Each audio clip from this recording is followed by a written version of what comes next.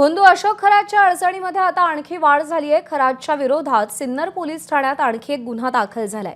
जगदंबा पतसंस्था व्यवस्थापनाविरोधात गुन्हा दाखल करण्यात आलाय। 2016 ते 2023 या काळात बनावट खाती उघडून गैरव्यवहार केल्याप्रकरणी हा गुन्हा दाखल करण्यात आलाय। ज्या 32 लोकांनी त्यामध्ये खाते ओपन केलेले आहेत त्यांना समक्ष बोलवलं, त्यांना कुठलीही माहिती नसताना याबाबतचे खाते ओपन केलेले आहेत असे त्यांनी स्टेटमेंट दिलेले आहेत। त्या स्टेटमेंटवरून एक गुन्हा हा सिन्नर पोलीस स्टेशनच्या हद्दीमध्ये काल दाखल करण्यात आलेला आहे।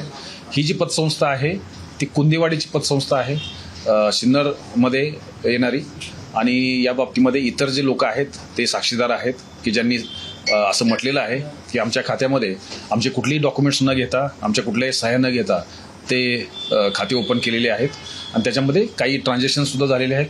तपासामध्ये किती ट्रान्झॅक्शन झालेले आहेत, प्रत्येकाचं खातं कधी ओपन झालेलं आहे, त्या संदर्भातले मेसेजेस कुठे जात होते, या बाबतीमध्ये संपूर्ण चौकशी ही तपासामध्ये केली जाणार आहे। एबीपी माझा, उघडा डोळे बघा नीट।